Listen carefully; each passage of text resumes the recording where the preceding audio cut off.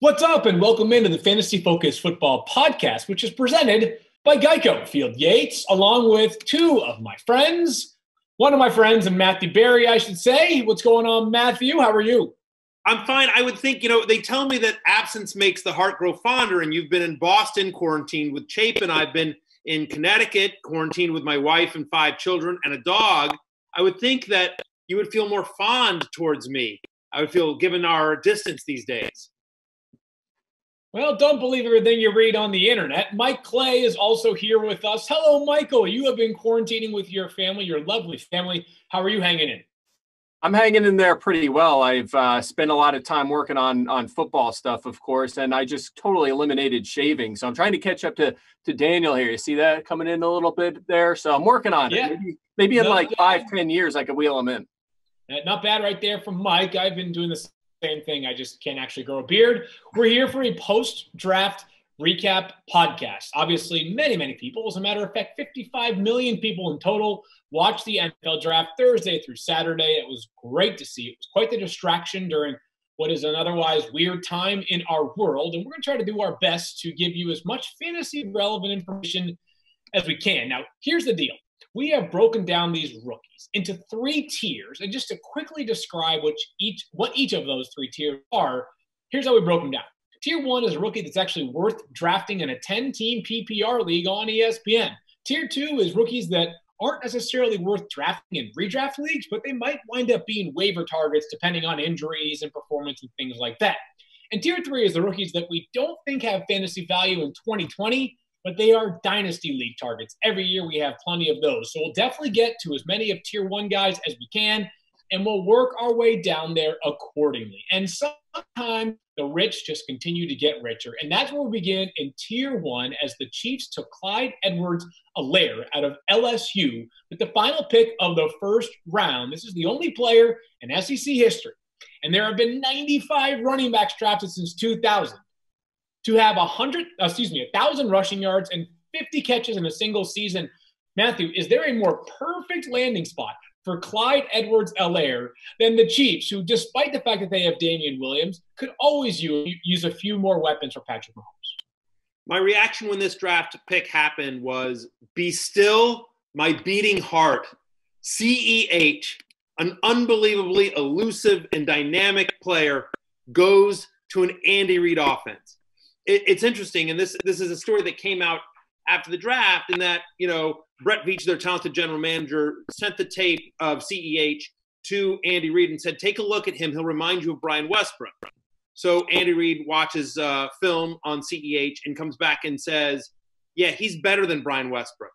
Keep in mind, Brian Westbrook was a fantasy superstar under Andy Reid, had 5 straight seasons of being a top 7 fantasy running back in points per game under Reid in Philadelphia, including 2 seasons where he finished number 1 in points per game. And so you think about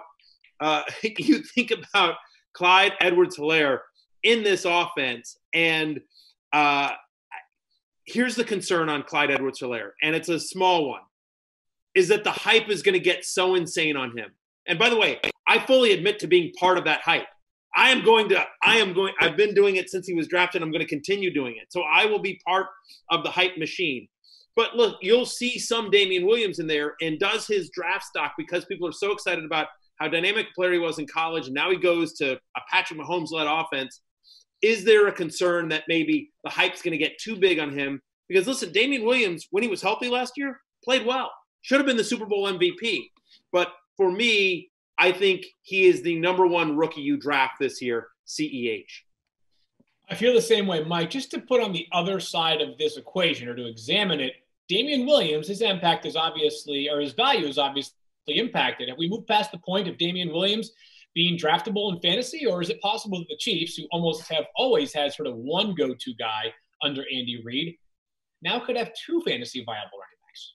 Yeah, I think his stock obviously takes a pretty gigantic hit here. But keep in mind 2 things. And look, I love Edwards-Helaire. He was my number 1 rookie running back even before the draft, so I love the landing spot. But he's a little undersized, right? He's only 207 pounds. So there's a chance that Damian Williams could still be mixed in around the goal line. And that guy has scored a ton of touchdowns when he's been active in this Chiefs offense over the past 2 seasons. So I think there's room to mix in both, but I do still think even in just season long, Edwards-Helaire is a borderline top 20 running back. But Matthew's right.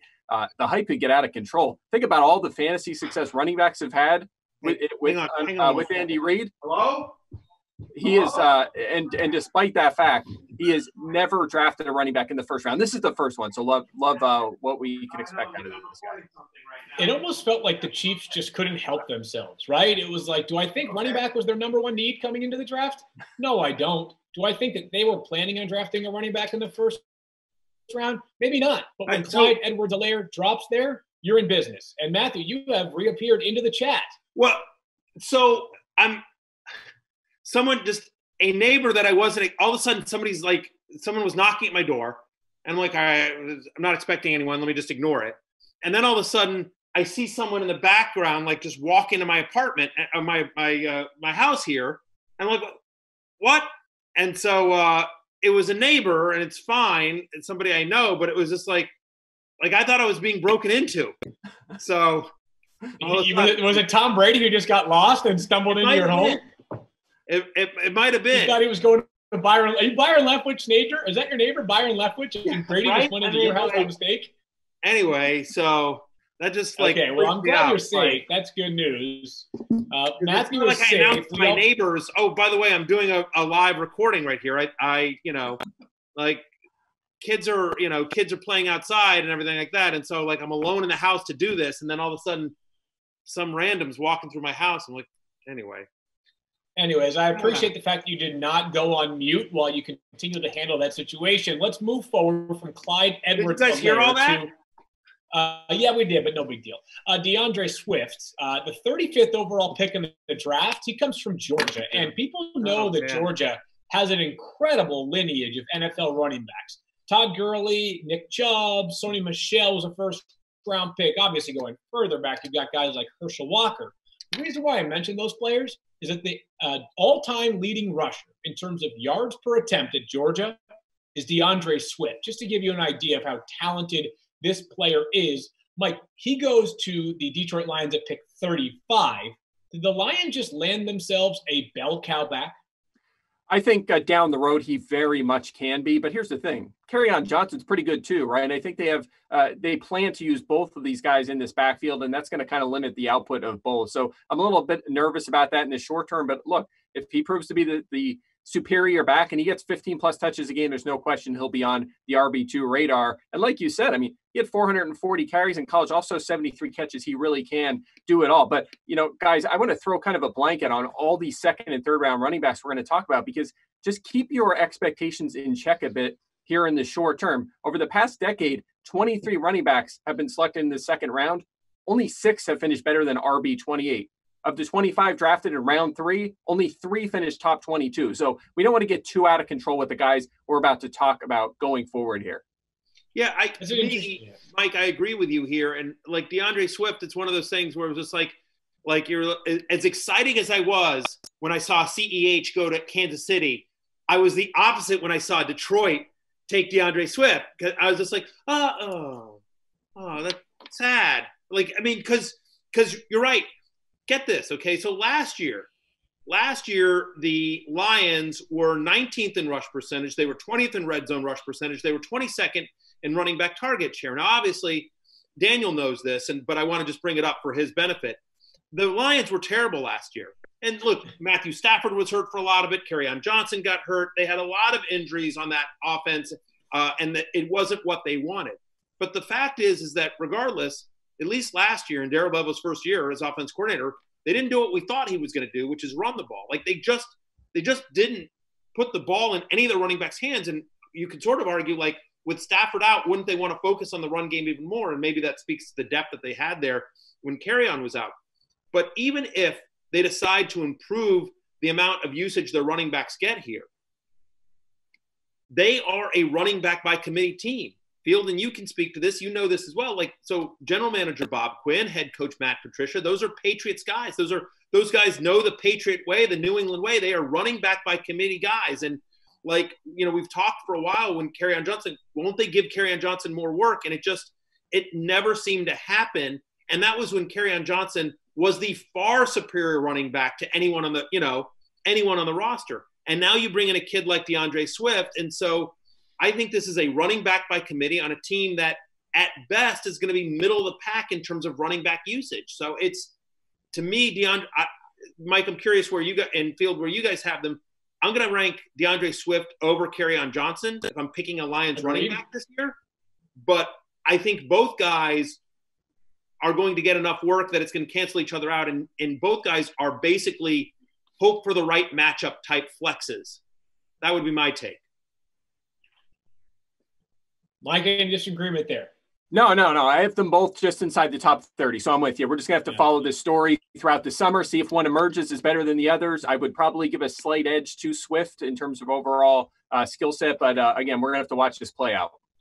I feel the same way there, and of course, part of this is also hedging against another Kerryon Johnson injury. As we know, he's dealt with quite a few so far in just the first 2 seasons. Let's move forward now to another running back who may have landed in one of the cushier landing spots in the NFL. That's Cam Akers, Florida State running back who goes 52nd overall to the Rams. And at one point, Cam Akers was regarded as like the #1 running back recruit in the country coming out of high school. And Florida State has been down the past few years. But the only reason why they've even been relevant, or one of the few, is because of someone like Cam Akers, who had 14 rushing touchdowns this past season. He lands in Los Angeles. And I'm thinking back to last year when the Rams matched the Lions offer sheet for Malcolm Brown to keep him. And part of me is thinking to myself, like, hey, they must really like Malcolm Brown. But Matthew, this sort of suggests to me that, like, it's time. The Rams realized it was time for that workhorse, and it wasn't going to be Malcolm Brown, and I don't think it's going to be Darrell Henderson. Could Cam Akers be the starting running back in an offense that over the past 3 seasons under Sean McVay has been amongst the best in football?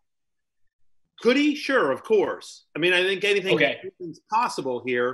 There are some concerns here. And I was talking with Lindsay Theory, who covers the Rams for us and does a great job. I was talking with her last night, and she said that, I asked her, like, is the expectation here is that running back by committee? Do we think Cam has a shot at this? And I think certainly if Cam Akers comes in there and blows the roof off the doors, he could be the guy.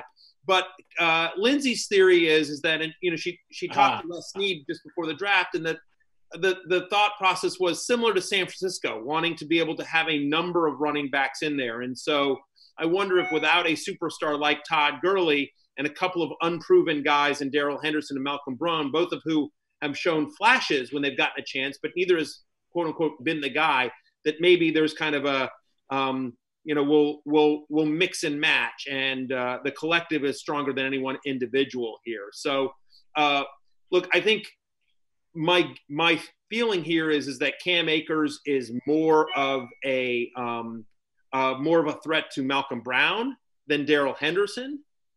But I'm worried that this is going to be a running back by committee here. But certainly, if Cam, I will say this. Here's one thing I will say here about Cam Akers. Last year, the Rams, in a season in which their offensive line was absolutely brutal, one of the worst in the NFL, and they couldn't run the ball, they were still 3rd in red zone rush attempts.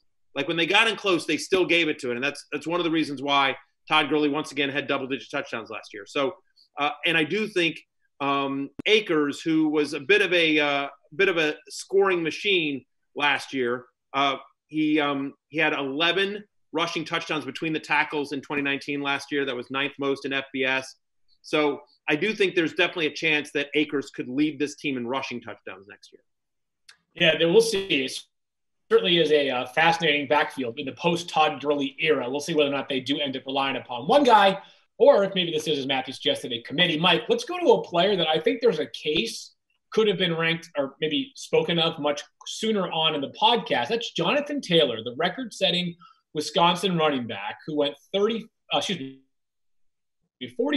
overall to the Colts. So the Colts actually moved up in the order to select Jonathan Taylor. So that's always something you should keep an eye on. So great offensive line, but Marlon Mack has been there and been productive. Am I getting ahead of myself for hoping that Jonathan Taylor can immediately be, 250 carry player as a rookie? I think it's a long shot in his situation, right? I mean, Marlon Mack has been pretty good, which made this kind of a head-scratching move. And look, Mack not really dynamic, right? There's a reason Naheem Hines, though he has struggled with efficiency, has been their primary pass catcher. There's a reason why we saw Jordan Wilkins mixed in at times. But still, Taylor and Mack are kind of redundant in skill set, right? So I'm a little wary of that with Taylor. I feel like this is going to have to be a committee. Maybe you get a series for Mack, a series for Taylor, and in passing situations, Hines is on the field. But look, there's no question that Taylor has a massive ceiling. And as long-term landing spots go, this is a great one in a trending up Colts team with an outstanding offensive line that's going to be there for quite a while. I mean, we're talking about the guy who last year led this rookie class in carries, rushing yards, and touchdowns, was fourth in terms of yards after contact. He ran a 4.39 40, a terrific three cone at 226 pounds. The sky's the limit for Taylor as a rusher, but again, he could always end up being a bit limited as a pass catcher. That makes me a little bit nervous about his PPR output, but again, a sky-high ceiling. It just might not happen until maybe the second half of 2020 or into 21. Couple of things to add there, Mike, is one, he has to get rid of his fumbles. He fumbled far too much for a player that was carrying the ball as much as he was over his 3 years at Wisconsin. And the second thing about Jonathan Taylor is that you mentioned the long-term outlook. It's really good. We get so fixated on first, second, and third round picks being instant impact players because, they're the best of the best in the college level. But Marlon Mack is going into a contract season. This could just as much be about 2021 and beyond for the Colts. Like, no reason to think that they don't want to continue to use Marlon Mack this year, Matthew. So maybe Jonathan Taylor is a year away from being the player that maybe the upside suggests he can be. Well, I'm a little bit more bullish on him than either of you guys. I think that's a good point, Field. Absolutely. Marlon Mack will be a free agent in 2021. And I think, if nothing else, this move kills Marlon Mack's fantasy value. Last year, Marlon Mack was 34th among running backs, minimum 100 carries, in fantasy points per touch. Marlon Mack needs volume to be fantasy productive, right? I mean, he's not involved in the passing game. He averaged 1.2 targets per game last year. So he's not going to get that volume with Jonathan Taylor around as well, right? And so that's a concern, I think, for Marlon Mack's fantasy value. This move just absolutely kills his fantasy value. But to your point about Jonathan Taylor's usage, I agree with you. I think they're going to use Marlon Mack some. I think they're going to use Marlon Mack some. But the other point here is that Marlon Mack has missed multiple games each of the last couple of years, right? In fact, all three of his NFL seasons, he's missed multiple games. He's had trouble staying healthy. So maybe one, it's about the workload. And someone put their phone on silent. No, so here's the thing. I'm using my iPad for notes. I have my ringer off, but my daughter's friends are calling her on the iPad because my kids don't have phones, so they FaceTime on my iPad with their little second grade friends. And because they're second grade, they don't have. Okay, I'll let you off the hook. And because they're in second grade, they don't understand phone etiquette. So if you don't answer, they just call and call and call again. So between neighbors breaking into my house and my daughter's call, this has been a disaster. But what I will say here, the last thing I want to say here is, and Daniel Jeremiah mentioned this on the draft broadcast as well, our friend from the NFL Network, is that Jonathan Taylor ran the ball so much that he was rarely used on passing downs, and pass protection is a question mark with Jonathan Taylor. So you think about Phillip Rivers, who is a veteran quarterback and is obviously going to want somebody back there. So I certainly think you see Nyheim Hines continue to be the third down back and getting the passing down work. All of that said, I personally think Jonathan Taylor is significantly better than Marlon Mack. And that once he gets up to speed, he's one of those guys that maybe it's not initial, maybe it's a little bit of a committee starting forward. But I think second half of the year, Jonathan Taylor behind that offensive line, fifth in yards per rush before first contact last year, and that was with an offense that was out of sorts. Jonathan Taylor could be a monster. And I think, listen, I have CEH at 1 among rookie running backs, but if CEH is 1, Jonathan Taylor is 1A.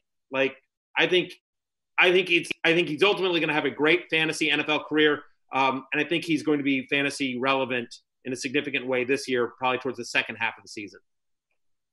All right, so the Bucs had kind of this hole, maybe a semi-hole at running back going into the draft because it was hard for us to all be all the way in on Ronald Jones, even though he was a second-round pick just 2 years ago. So they ended up using the 76th pick in the draft on Keyshawn Vaughn, who finished his college career at Vanderbilt, back-to-back really strong seasons for him in the SEC. And again, the SEC's got plenty of running backs. He was one of the best running backs in that conference over the past 2 years.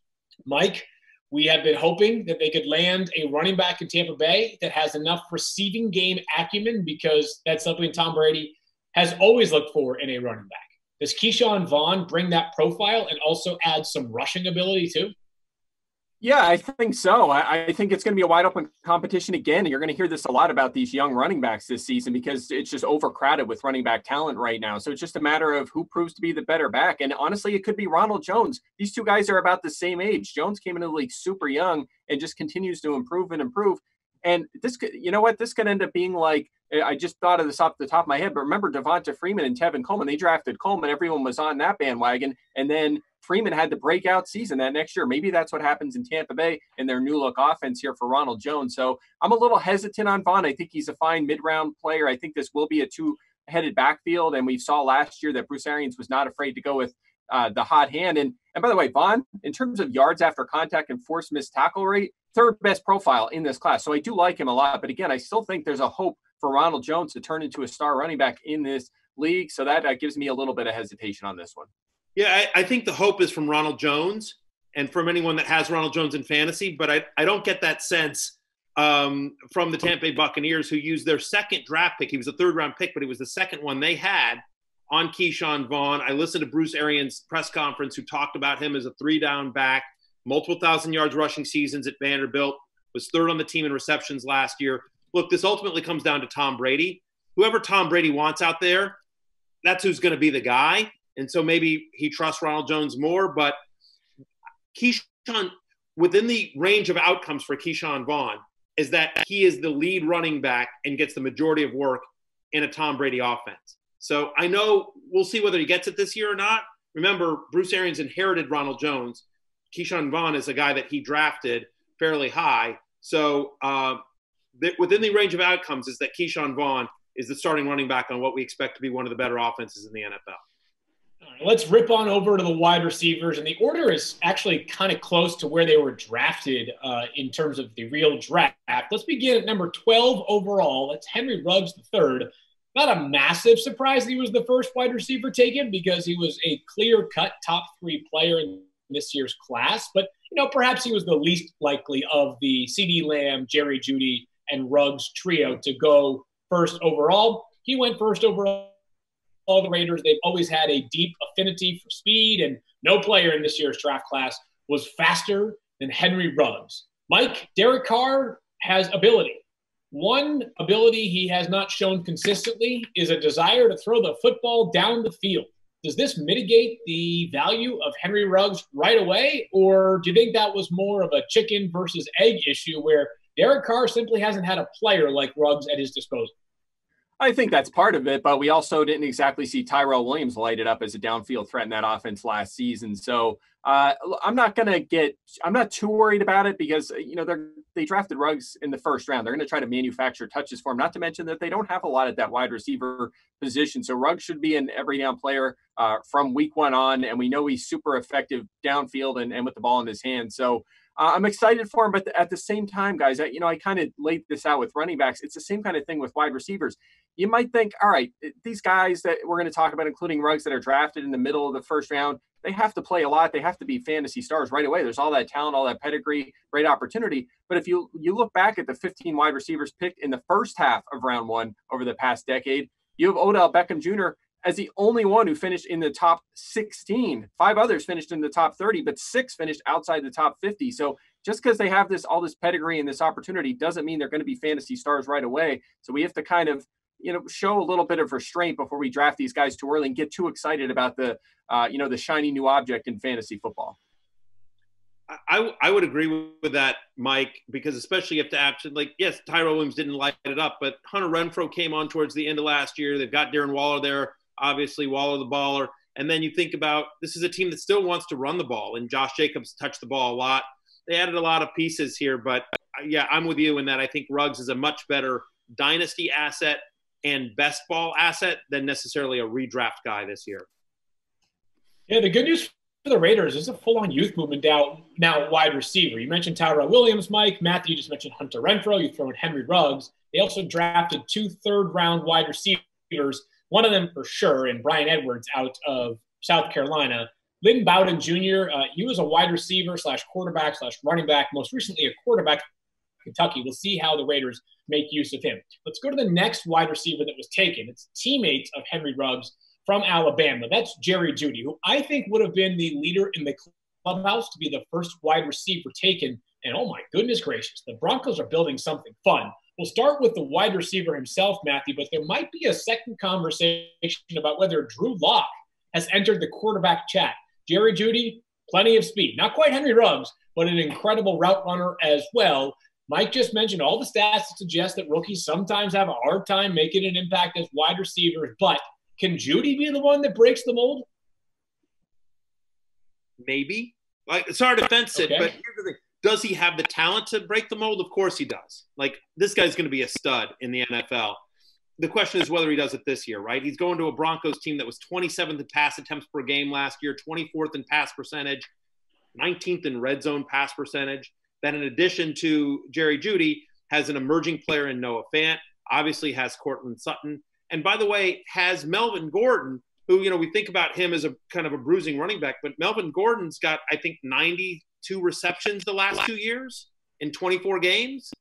Like, Melvin Gordon's a nice pass-catching running back. So suddenly there's, to your point, there's a lot of weapons around Drew Lock, who becomes pretty interesting in a QB2 sort of way and in a dynasty league as well. But for me, I think this move is more about helping Drew Lock and the overall Denver Broncos offense than it is necessarily about Judy's fantasy value. I'm concerned about Courtland Sutton, who last year had a 26% target share. I think that comes down. And so to me, this hurts Sutton more than it helps Jeudy. It's not an ideal landing spot for Jerry Jeudy, given it's still a young quarterback and it's still going to be a run-first offense. Like, one of their players to dovetail to this, just to mention, because I know you're obviously from Pennsylvania. I think you're a Penn State fan, at least to some degree. KJ Hamler, second-round pick out of Penn State. Talk about a dude that can fly. He also is added by Denver. One of the two, between him and Jeudy, should be a slot maven for them. Yeah, actually, both of them primarily lined up in the slot last season, so they're going to have some fun with it. Yeah, that's right. Moving guys all over the field. They have speed. They have reliable hands. Obviously Sutton proved very reliable last season. Noah Fant, this could be a breakout season for him. Matthew mentioned the backfield that they have in place. It's just going to come down to Drew Lock. How good is he? Is he going to be able to make the leap forward here in his second season? If he does, the Broncos are going to be very good. Are they Chiefs good? Probably not. I'm not going to put Lock in the Mahomes category quite yet, or probably ever, let's be honest. But can Denver be a playoff team this season? Absolutely. The defense is loaded, and they have all kinds of young skill players on the offensive side of the ball. I'm really excited to see these guys. But again, they like to run the football. And there's a lot of mouths to feed. I'm a little worried about them kind of eating away at all of the targets here and all of the touches and kind of limiting everyone's fantasy output, especially for Hamler and Jeudy. But at the same time, you have to love the upside of this offense. By the way, that's just real quickly. You mentioned the Broncos. Like, what a fun division that's going to be. Like, the Raiders were certainly more competitive than they were last year than I think people expect them to be. And, they've added some nice talent here. And same with the Chargers as well. We know the Chargers have a lot of talent. They underperformed last year, but maybe with Tyrod Taylor under center or Justin Herbert, we'll get to him in a second. But that's going to be a fun division. That's just going to be a really fun division. Agreed on that. So let's move forward to the last of the great 3 wide receivers at the top of this year's board. The Cowboys said that CeeDee Lamb was the 6th player overall on their board. They got him at 17. The Cowboys offense right now is entirely stacked. CeeDee Lamb out of Oklahoma, who had a monster 1,300-plus yard receiving season last year. Mike, it sounds great. The Cowboys offense does. But is there even room for Lamb on the fantasy radar this year, given they also have, of course, Amari Cooper and Michael Gallup? Well, look, I think in an ideal world, he's a number 1 or a number 2. Right? That's going to give you the clearest path to touches. But is there a situation better to be a number 3 than Dallas? Maybe there's a couple of them out there, but not many. something to think about. Last season, Prescott threw for over 4,900 yards. For perspective, Aaron Rodgers never threw for more than 46, 43. I mean, this was a very good, highly productive pass offense. And I mentioned Rodgers because Mike McCarthy is the new head coach in Dallas, and he loved three wide sets when he was with Green Bay. They were top 10, if not top 5, every year he was there. And one final note here, last season, Randall Cobb was the slot. Now, we expect CeeDee Lamb to be the slot in this offense with Cooper and Gallup on the outside. There were 13 weeks where all three of those guys played the full game.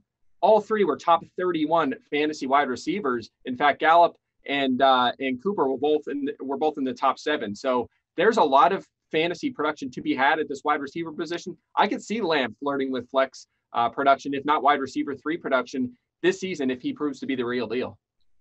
Very interesting. Certainly a major dynasty asset. Let's keep it in the NFC East, Matthew. Another wide receiver who goes just 4 picks off the board. And we'll get Mike's thoughts on this because it is his team. But Jalen Reagor out of TCU, who played 12 games last year, had 5 touchdowns. But remember, TCU's offense was no good. It was not nearly that of Oklahoma or Alabama's, etc.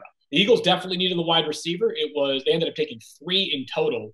Jalen Reagor joins a group that also includes Deshaun Jackson, Alshon Jeffrey, Jared Whiteside, 2 tight ends that are capable. Where does he fit in this Philly offense, and do you see any fantasy value for Reagor right away? Can I answer this question in August? Because I think, look, I guess this is the truth is that I think Jalen Reagor's range of outcomes is really wider than most. In this season for fantasy.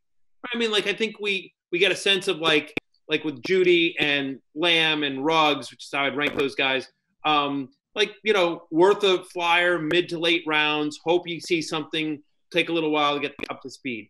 Jalen Reagor could be an absolute monster in this offense, which is pass first with a very good quarterback and with, some brittle guys around him. I mean, Alshon Jeffrey and Deshaun Jackson have both had trouble staying on the field, right? And they drafted other wide receivers as well. They traded for Marquise Goodwin, but Reagor's the guy that has the most draft capital. So there's a potential that Reagor immediately has a very significant role in a very good passing offense.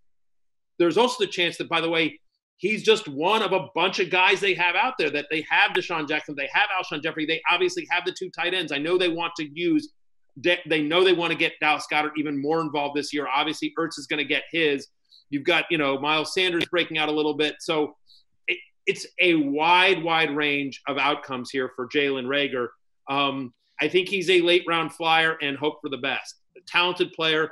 But yeah, I think it could really go either way. Yeah, Mike, tell us more. You're an Eagles fan. What did you think when that pick was announced?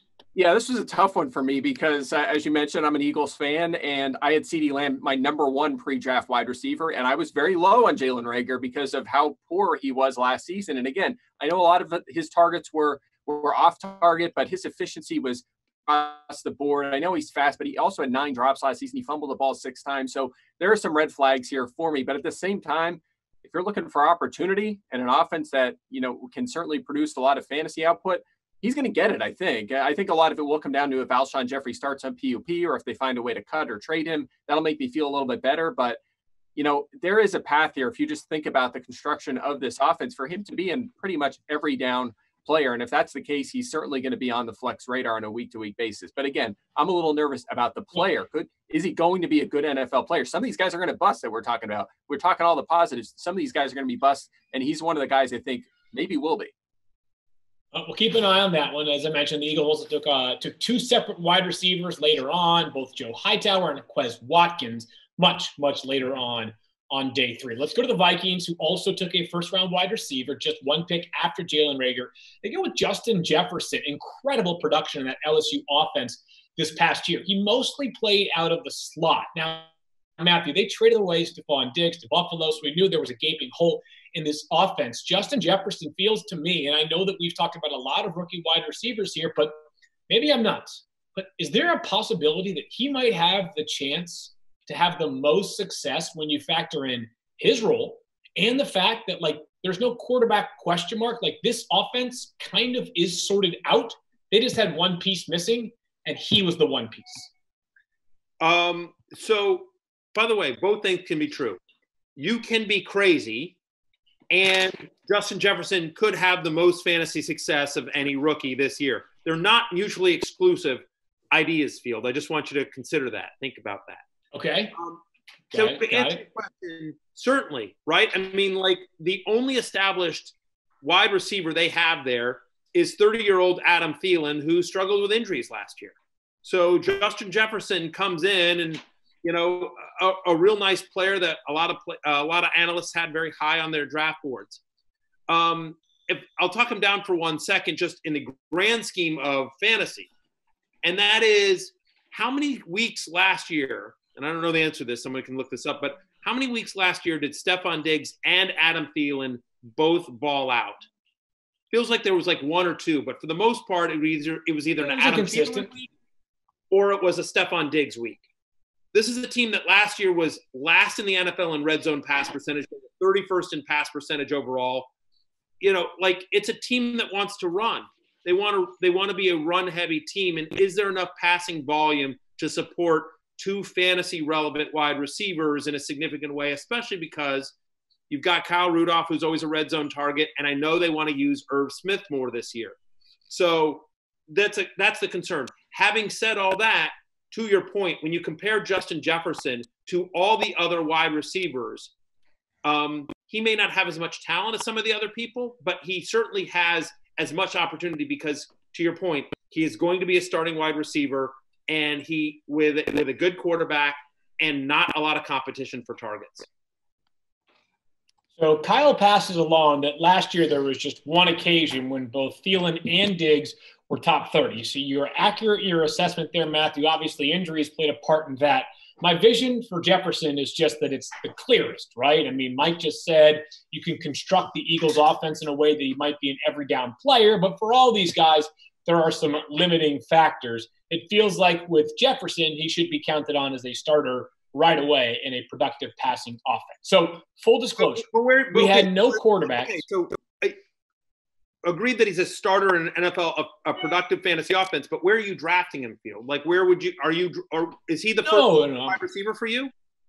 No, he's not the first wide receiver. I'm just saying, I think I've established that there are other guys that have a higher upside, notably the guys that have been taken earlier, but I can at least envision a world where actually it wouldn't stun me if he led these rookies that we've talked about in catches next year. That wouldn't stun me if he had 75 catches.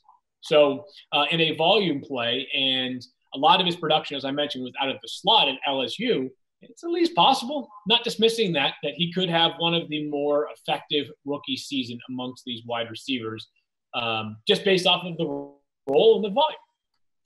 Yep. All right, let's move along here. And in full disclosure, there were no tier 1 tight ends. It was a very, very weak tight end draft class this year. And there were no tier 1 quarterbacks amongst the rookies.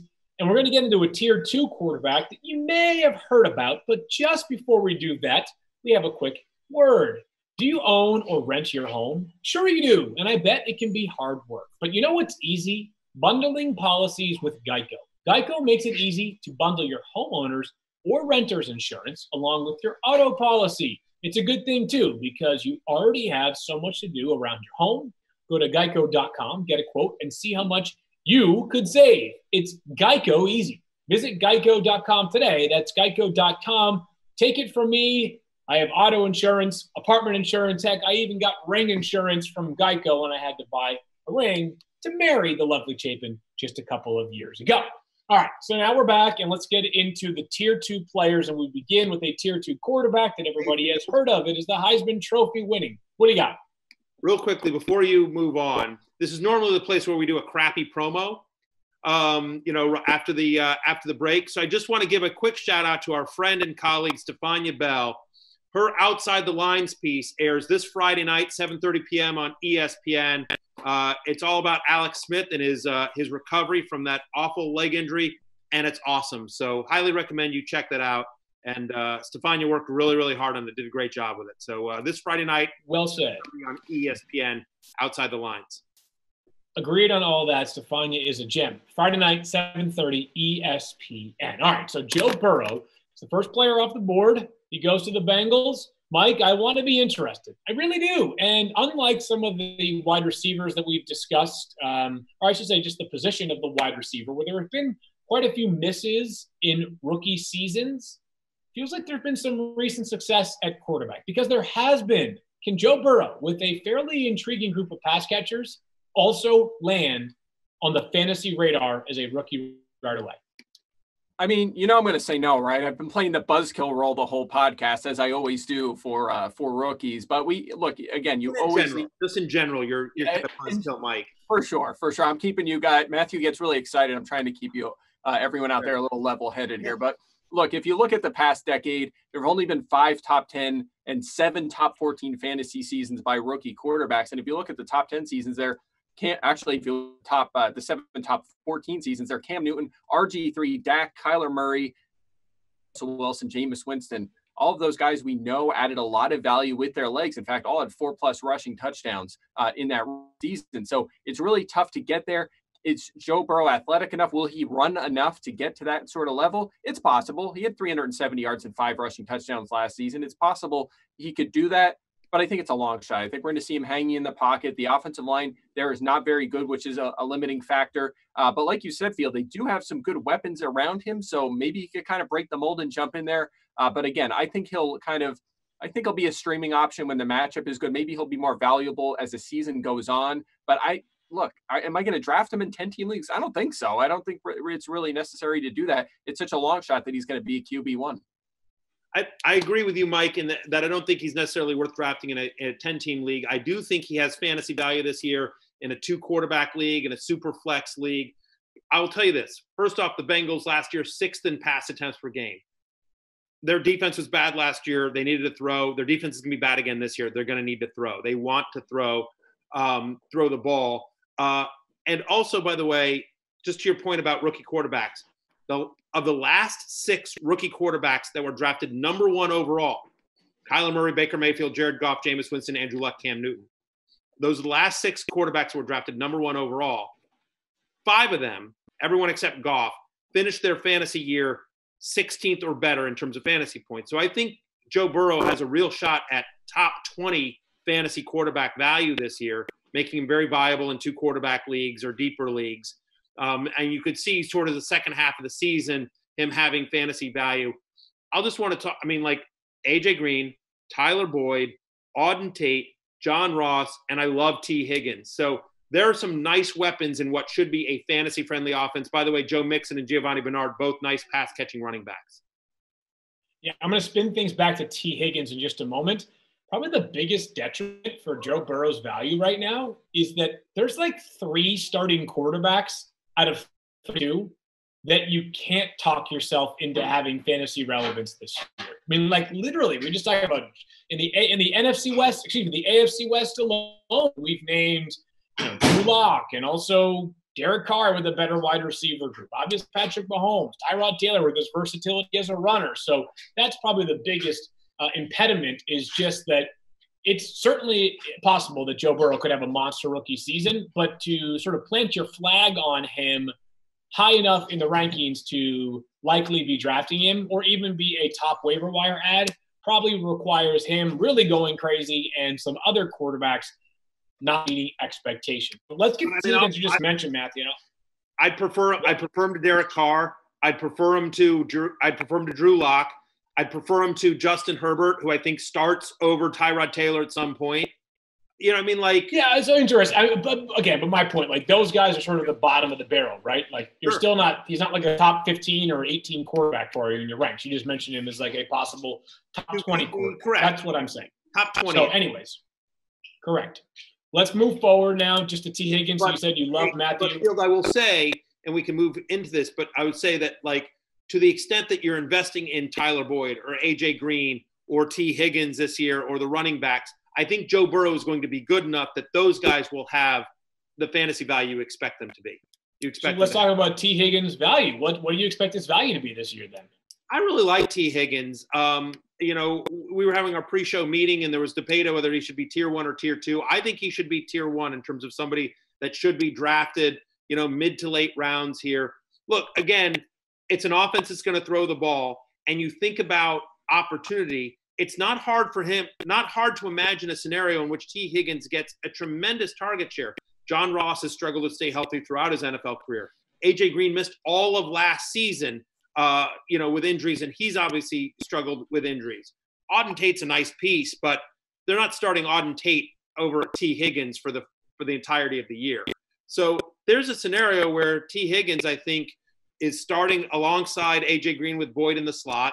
Higgins is on the outside, and if anything were to happen to Green, Higgins could see a real uptick in target share. So again, not anyone that I would count on as a flyer, but a very talented, productive receiver in college who finds himself, I think, in a really interesting spot fantasy-wise with the Bengals this year, and certainly in Dynasty. Love him in Dynasty. Love him growing alongside Joe Burrow.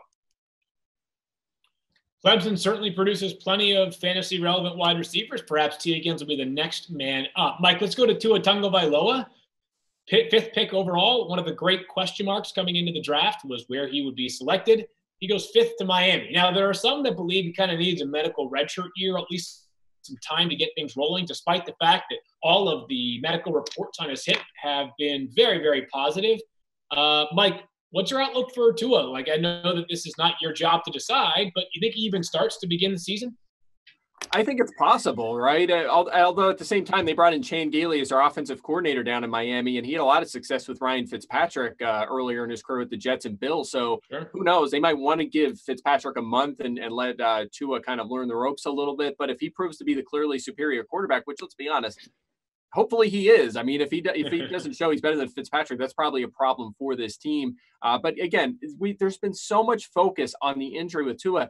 Don't forget how good this guy is. I mean, even last season before the injury, his quarterback rating was best in this group, including Joe Burrow, who had a historically good season. In fact, Tua's QBR was just behind Burrow. So he is outstanding. He has a high ceiling. He could be one of the next greats. He could be better than Joe Burrow, to be completely honest. So I'm really excited for this kid. I don't want to knock him too much in Dynasty or if in 2 quarterback leagues, because he is arguably just as talented as Joe Burrow. But at the same time, just like Burrow, just like Herbert, just like any rookie quarterback, we have to keep rookie season expectations in check for these guys. I think he's a long shot to be a guy we're ranking in the top 10 or even top 12 on a weekly basis at any point this season. I would agree. I would agree with Mike here. But to your question about does he start, and I understand there are some health concerns, or question marks, but since 2010, every quarterback, there's been 13 of them, every quarterback that has been drafted top 5 overall has started at least 7 games their rookie year. Right. I just think to begin the season, it's a whole different conversation. And it seems like, and I'm with Mike here, that Ryan Fitzpatrick would have the initial lead there, especially during this unusual off season where who knows how much of a training camp we'll have and whether we'll have any sort of work before training camp. I would think the answer is not. Matthew, you just mentioned you think Justin Herbert's going to start for the Chargers this year. First of all, really? And do you mean right away? And second of all, if so, what kind of fantasy outlook is there? Are you asking me? Sorry, I was. Yeah, you just mentioned you think that there's a possibility that we're going to actually have Justin Herbert as the Chargers starter to begin the year? Yes. Yeah. I mean, again, they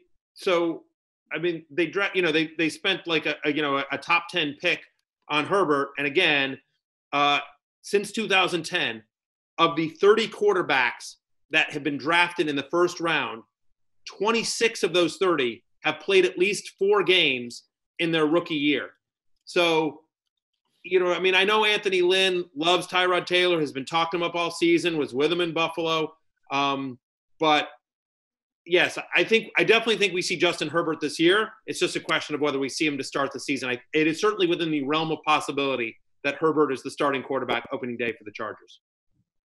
Okay, so we get it, though. I think we all agree, though, that like the quarterbacks are going to have a harder time cracking obvious starter values. Let's get to the next tier, I guess the second tier of running backs, and just go a little bit more expediently as we rip through a bunch of them. Mike, we begin in Buffalo, where the Bills, who did not have a first-round pick because of the Stephon Diggs trade, used a third-round pick, 86 overall to Zach Moss out of Utah, a player that had some medical question marks coming into the season, coming into the draft, but plenty of talent and a really good player for a team that for a while there was at least in the playoff push this past season. You like him? I love Zach Moss. That's my guy this year, guys. Much like Chris Carson, I have right behind me here, Jordan Howard, other guys that I've liked in recent years. Moss Jeremy Langford, you love Jeremy Langford. Yes, quite the opposite. But this is like Zach Moss is basically like the anti-Kalen Ballage. Let's put it that way, right? Okay, so he stands out. He's I should say more than stands out. He is elite in two key areas: yards after contact. He was second best in this rookie class last year, and forced missed tackles. He was also second best. The guy just delivers. He breaks tackles. He eludes them. He has good size. He's 223 pounds.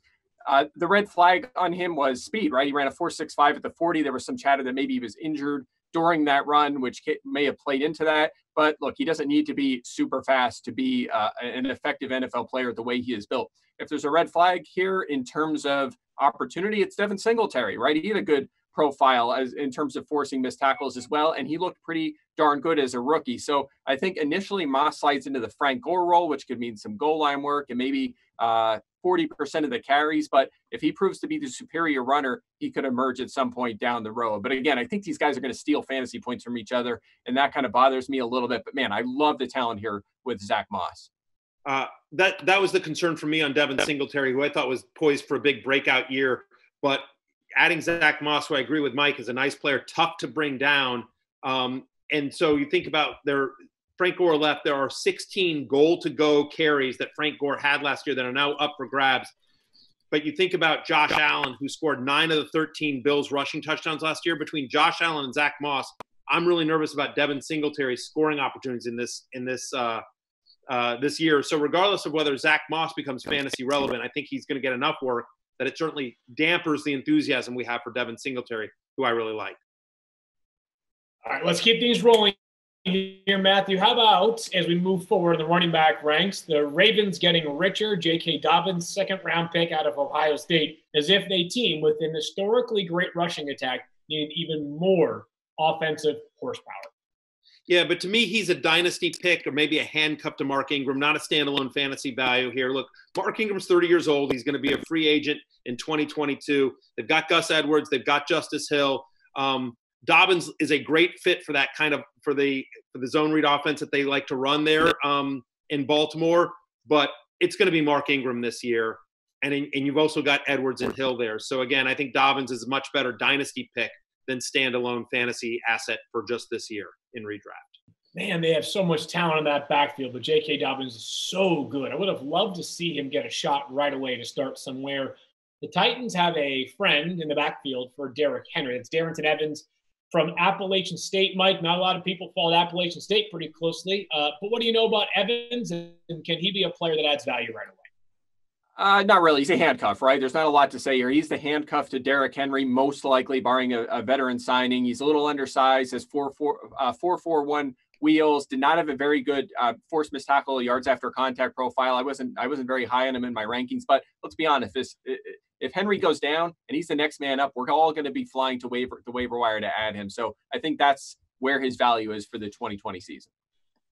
All right, same thing for Le'Veon Bell, who at one point was like Derrick Henry is right now, a franchise tag running back. The Jets add a fourth-round pick. Well, Michael Pirine, that's right, I believe the brother of Samaje, who was just waived by the Dolphins yesterday on Sunday. But Michael, do you think I'll go to Matthew on this one. Do you think Pirine has any standalone value, Matthew? And is he the clear-cut overall handcuff to Le'Veon Bell? I think he's certainly got a chance. And look, I think Le'Veon Bell is actually going to be underrated this year as well. But Pirine is really interesting from a dynasty perspective and as a handcuff to Bell. The Jets did a lot of work this offseason, both in the draft and in free agency, in improving that offensive line. I think that offense overall is going to be a lot better than people give it credit for. And so Pirine comes into a situation. The Jets can get out of the contract from Le'Veon Bell after the season. I want to say they'd have to take on like $4 million of dead money, but they can get out of the deal after this year. So Pirine is an interesting dynasty player, but again, not somebody that I think has standalone value. He's a handcuff to Le'Veon Bell. Yeah, I'd say so as well. Interesting player. Again, the running back class was not nearly as deep in the receiver class, but Pirine, pretty good player. Mike, a lot of people have been talking about the Packers draft class. I spend a lot of Saturdays in the fall over at Chestnut Hill watching Boston College football. they added an absolute tank in A.J. Dillon. This is an interesting one, Mike, because maybe it's more about the value of players like Aaron Jones and Jamal Williams, or is Aaron Jones still a clear-cut top 12 running back for you based off of the second-round selection of A.J. Dillon? Yeah, this was a bit of a head-scratcher. I know Aaron Jones and Jamal Williams are going to be free agents after the upcoming season, and then maybe A.J. Dillon is from there. I thought maybe Dillon would be more like a Sony Michel, Jordan Howard, maybe a lesser Jordan Howard type in the pros, but maybe they see Derrick Henry, right? He's 6'2", 250. I mean, maybe they think that this guy can be one of the next great ball carriers. He certainly has the speed with that. So I don't like him in the short term. He's a late round flyer for me just because Aaron Jones isn't going anywhere. The guy is really good, as Matthew knows very well. And also they like Jamal Williams, who can mix in as a pass catcher as well. And that, again, that's an area where Dillon may not contribute in the NFL as a pass catcher, just really as an effective ball carrier. So again, like him down the road, but in the short term, it's going to be hard for him to see the field. Free Aaron Jones. Free Aaron Jones. All of a sudden, we're back to having that movement upon us. Anthony McFarland Jr. No, it's not Booger McFarland's son. For those that don't know this, Booger's first name is actually Anthony. He played at Maryland. He gets drafted by the Steelers. Matthew, I feel like every year now it's an annual tradition. James Conner, Benny Snell, Jalen Samuels, and now Anthony McFarland Jr. If they had a straight-up running back by committee? Yeah, I think so. I mean, James Conner was a guy that, missed time last year. I think he had 3 different games. I think he missed 6 games, and he had 3 games of which he only got single-digit carries. And now you add Benny Snell and Jalen Samuels to Anthony McFarland Jr. So, and by the way, James Conner also a free agent after this year. And so for me, McFarland is, I don't even want to say he's a handcuff to Conner because, again, I think if something happens to Conner, it'll be a committee with Snell and Samuels and McFarland. But it just further is, for me, James Conner is a red flag and not somebody that, based on where his current ADP is, he's not somebody that I'm going to have a lot of shares of this year. To me, it's more about depth. Obviously, they had a lot of injuries at the running back position last year. So McFarland is more of a dynasty guy than anything that I want a part of this year. I definitely don't want a part of James Conner. Let's rip through. McFarland has more upside, I suppose, because they'll be cheaper. But that my sense is that Pittsburgh's going to be a running back by committee. All right, and let's move through. So let's rip through some of the wide receivers that were drafted, and not just the guys that were in the first round, but also a second-round wide receiver, Michael Pittman Jr. for the Colts. I mentioned earlier they like Jonathan Taylor a lot. Michael Pittman was drafted ahead of Jonathan Taylor. Do you think he's got a chance to emerge right away opposite T.Y. Hilton? No question. You love the opportunity here, right? I mean, you have Hilton as the number 1 who's in his 30s now. Then you have Paris Campbell, who was a second-round pick last season but was injured and hasn't really contributed in the pros yet. We don't know how good he is. So there's a great opportunity and an offense trending up. We know that Phillip Rivers can make plenty use of his top weapons. Think of this kind of like T.Y. Hilton being Keenan Allen, Michael Pittman potentially being Mike Williams. And maybe that won't mean consistent wide receiver 3 numbers, but maybe it means a bunch of big plays, and maybe it means flex value at some point this season. So I like Pittman's talent a ton. He's 6'4", 223, decent wheels for his size. I think you could take a late round flyer on a guy like Pittman. Just keep him on your bench, and at some point, maybe there's some value there. All right, keep things moving here, Matthew. Brandon Ayuk was actually drafted in the first round. The 49ers had a busy night on Thursday. They eventually moved back up and grabbed him at 25 overall. They need an Emmanuel Sanders replacement and some other reinforcements to the wide receiver group. You feel good about Ayuk's prospects? I thought this was one of those it's a good move for the 49ers and for Jimmy Garoppolo in terms of standalone fantasy value this year. Hard to see him having consistent fantasy value. Look, he's an explosive player, a guy that's really good after the catch. And so in terms of a Kyle Shanahan offense, like, he's a really nice fit. But you think about that, it's going to be a run-first offense once again after they, don't get me started on only giving up a 5 and a 3 for Trent Williams. Thank you, Bruce Allen. One final, to us. But anyway, it's still going to be a run-first offense. They've got George Kittle and Deebo Samuel, and so just how much work – and by the way, I know they really like Trent Taylor there. So just how much work can Ayuk get as a rookie? Now, look, we said that – you could have said that last year, and Deebo Samuel was awesome. And certainly with Emmanuel Sanders in New Orleans, there is a little bit of opportunity here. But I thought this was a nice draft pick for the Niners. and certainly you like him in Dynasty, but I don't necessarily think he has he's worth maybe a late round flyer this year to see if, once again, the Niners caught lightning in a bottle. But hard to see him having consistent fantasy value as long as Kittle and Debo are healthy.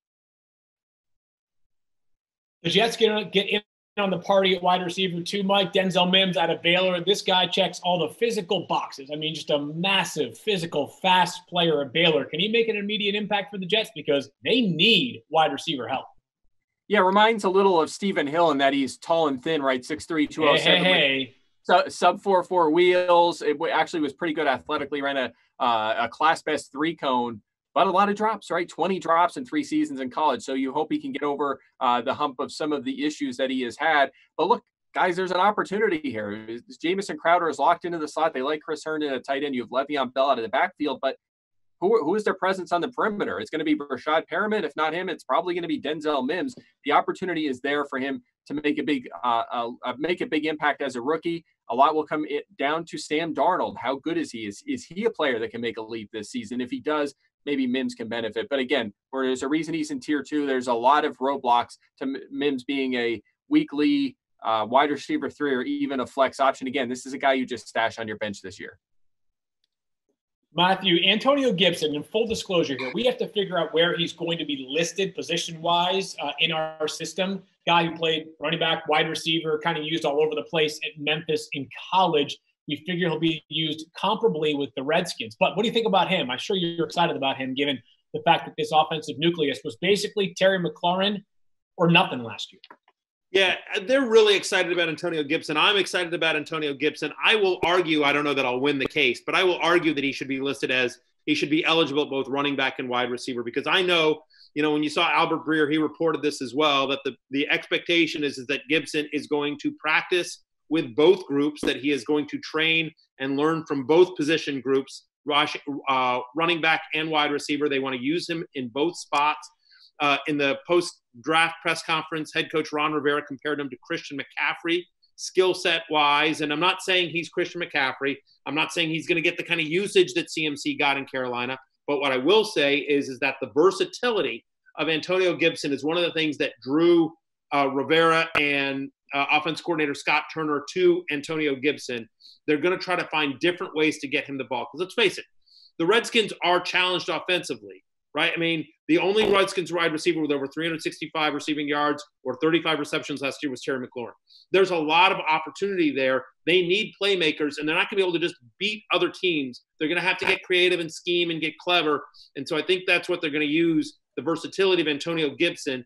He's going to touch the ball a lot in a variety of different ways in an offense that is going to be more fantasy friendly than I think people give it credit for. Remember, the Panthers last year, even in a lost season for Carolina, had a lot of fantasy starters, right? And they were second in the NFL in pass attempts. And now hopefully Washington isn't as bad defensively as Carolina was last year. They got into a bunch of shootouts, but they're still, listen, they're going to throw. That's what Scott Turner's offensive philosophy is. They're going to be pass first. So I think there's a lot of opportunity here for Antonio Gibson to touch the ball in a variety of ways.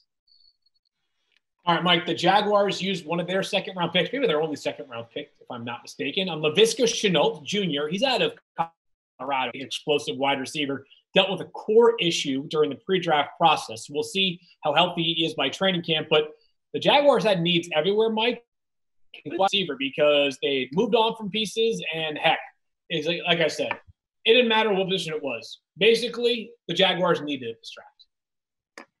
Yeah, no question about it. It seems like Leonard Fournette's going to be back, so maybe not a lot of opportunities for Shenault to carry the football, and he can do that, right? He's 230 pounds. He's versatile. He's more offensive weapon than a wide receiver or running back. You're going to see him in the slot, the backfield, outside, all over the formation. The question is, how often in 2020? You have Chark who broke out, D.D. Westbrook in the slot, Chris Conley be involved in some capacity there, and of course Fournette the backfield, but you add all that together, I think Shenault and what's probably going to be a below average off. I think he's going to be a weapon for them. He'll help that team. That he'll score some long touchdowns. But is he going to be a weekly consistent flex option? I don't think so in 2020. This is a guy you just stash in Dynasty. All right, moving along here. Devin Duvernay from the Ravens. They ended up taking a couple of wide receivers James Prochet later on in the 6th round. But Duvernay Matthew out of Texas had 106 catches last year. Slot option, very explosive player. You think he's got a chance in this Baltimore offense, or is the problem that they just don't throw it to the wide receivers enough? That's exactly right. Does he have a chance in the Baltimore offense? Of course, because anyone in the Baltimore offense has a chance. Like if you're on the field with Lamar Jackson, magic can happen. But last year, only once did a Baltimore wide receiver see double-digit targets in a game. Only twice did a Baltimore wide receiver see 8 or more targets in a game. I actually like Miles Boykin, who didn't get a lot of love last year. I actually like Miles Boykin to have a step forward. You obviously know about Hollywood Brown. You know Mark Andrews is going to get this. That you know that they're a run-heavy team, whether it's with Ingram or Lamar Jackson or Justice Hill, and now they just added J.K. Dobbins, who's not going to just sit there. So that's my concern with Duvernay is that, like, flashy player. I thought the Ravens had just an awesome draft NFL-wise, but in terms of fantasy production, it's hard for me to see him having any kind of consistent value this year, more of a dynasty pick. Mike, we're going to talk a ton about the Buccaneers in fantasy this year. Maybe last year it was because, they were just so because of the defensive woes and the fact that they were no risk it, no biscuit. But this year, maybe it's a different offense. But Tyler Johnson out of Minnesota, a player that people seem to like. He goes on day 3, a chance to be a 3rd wide receiver in this Bucs potentially high-flying offense. Yeah, no question about it. I think that he's a super intriguing prospect. I think we're all kind of surprised that he fell to the 5th round here. I mean, that's really the only drawback, but this is a guy that last season in this insanely good rookie class of wide receiver was 3rd in yards per route run, which is a pretty good measuring stick for these young wide receivers. Primarily lines up in the slot, but the thing is, guys, the 3rd wide receiver spot is wide open for this Bucs offense. So if he wins that, you're going to have Mike Evans, Chris Godwin, and maybe Tyler Johnson on the field in this what could be a high-scoring, high-volume pass offense. So that makes him intriguing for me. And in 12-team leagues, I'm thinking about him as a potential late flyer. And real quickly, I will tell you that Bruce Arians made a point of mentioning him in his post-game press conference as well, just talking about how he went with his son to a game there in Florida and saw him and was just like, I got to get that kid, just talked him up quite a bit. So I think in another year with a wide receiver class that wasn't as deep as this one, Tyler Johnson goes much earlier than he did in this one. Okay, one more for each of you. So, Matthew, you get the first one. It is Chase Claypool, who goes to the Steelers in the 2nd round. This is their first pick, of course, traded away their 1st rounder from Nathan Fitzpatrick from the Dolphins. Chase Claypool, who might be a tight end, but some people think he's just going to be a baller, beast mode wide receiver. Can he crack the lineup early in Pittsburgh, where they've always seemed to do a good job of drafting wide receivers? Yeah, 6'4", 238, runs a 4.4, 240. Like, he's just a beast. And I saw somebody on Twitter, and I apologize, I can't remember who it was, but I saw somebody say, the Steelers are trying to find Ladarius Green again here with Claypool. So he's a big guy, and so we're listing him as a wide receiver, but he's kind of this wide receiver tight end hybrid, middle of the field. They got Ebron as well. Look, anytime the Pittsburgh Steelers draft a wide receiver, you pay attention because they've had such great success developing guys over the years. And this offense is obviously going to be a lot better with a healthy Big Ben under center. But they signed Eric Ebron.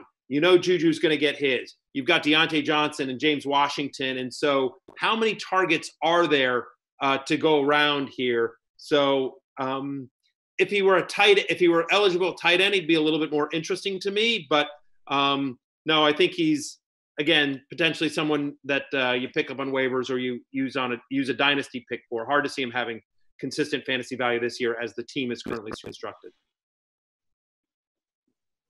Mike, bring us on home. Van Jefferson's father, Sean, played in the NFL for a long time. He's now the Jets wide receivers coach, and the scouting report was that this guy is technically sound. He's also big body. The Rams have no more Brandon Cooks, no more Todd Gurley, obviously, as well. And then they have a new 3rd wide receiver, or is Van Jefferson going to have to work hard just to beat Josh Reynolds out for that 3rd wideout role? I think that's the competition. I think right now you slot Josh Reynolds in as the 3 behind Robert Woods and Cooper Kupp, and then Jefferson will battle it out with Reynolds for that 3 job. However, it may not matter much for fantasy. I mean, you think about Sean McVay's offense in recent years and you think, wow, he loves 3 wide sets, right? Number one in that category, uses them all the time. But they changed in the final month last season to a team that used more 2 tight end sets. And that was with Gerald Everett injured, right? Tyler Higbee is now a huge part of that passing game. And that's going to be a factor here for Reynolds and Jefferson. I don't think they lean as much on that 11 package, and that's going to limit the output for these guys. So going into last year, I might have been more excited here, but in this situation, I think it's going to take a while for Jefferson to kind of crack onto the radar. So again, stash and dynasty and super deep league, 16 teamers, maybe you could take a late flyer, but that's about it here. All right, so it looks like I agree with that, Mike. I was just going to say, Field, I noticed, I follow you on Twitter at Field Yates, and I noticed that you could not have been more effusive about the Redskins taking Antonio Gandy Golden in the 4th round. Yeah, I think that's a player who in most years doesn't last until the 4th round. He's huge. He's fast.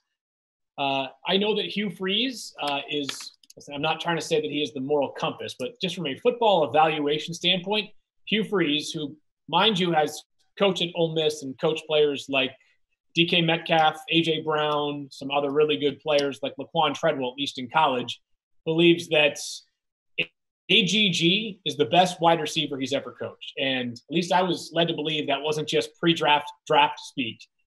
So he's an interesting guy, big, fast, physical. If you watch the draft, you saw how multi-talented he is in a lot of different ways. So keep an eye out on him as well, along with a bunch of other players, because it looks like we won't have time for our Tier 3/Dynasty targets. But the good news is these 2 guys right here, Mike Clay and Matthew Berry, will be doing some Dynasty podcasts later this month. So you can get your Dynasty fix with them in a couple of weeks. That'll do it for now for us on this podcast. But a reminder, we'll have a bunch of content coming from our modified but still taking place Fantasy Summit. We're doing it remotely. We've got a lot of great insight, a lot of people led by Keith Lipscomb are working very hard to get this off the ground. We hope you'll check it out. In the meantime, follow at Matthew Berry TMR on Twitter or Instagram, you name it, everywhere except for the Fantasy Life app.